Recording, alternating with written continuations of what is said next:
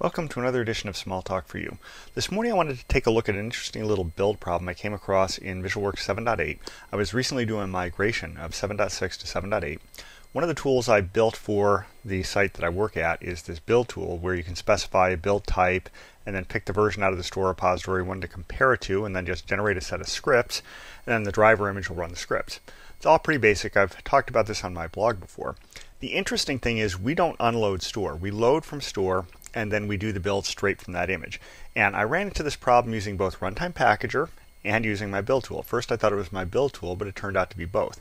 And the problem lies right here in this method, in system event interest class.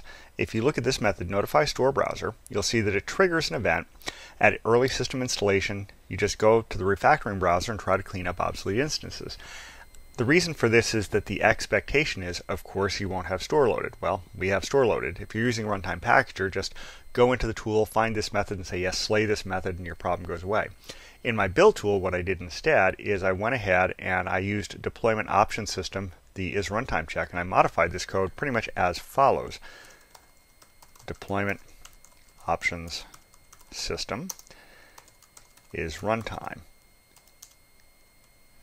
If false. So I only trigger this code if we're not in a runtime. After I did that, my build tool worked fine. I could also have yanked this part of the class, but that looked a little more complicated. It was much easier just to override the method.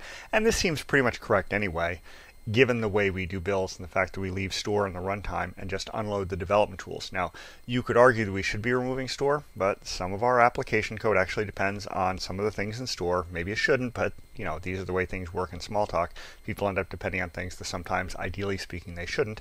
And it's nice that you can work around the problem. So, if you're in a similar situation where you're doing a build in VisualWorks 7.8, you're leaving store in your runtime, you're probably going to run across the same thing. Look for notify store browser. And the symptom will be that you end up with a runtime that comes up with a blank window that doesn't paint, and you may or may not get an error log, depending on how you've structured things with the error reporting for your runtime. So, that's about it for today. Until next time, have fun with whatever Smalltalk you're using.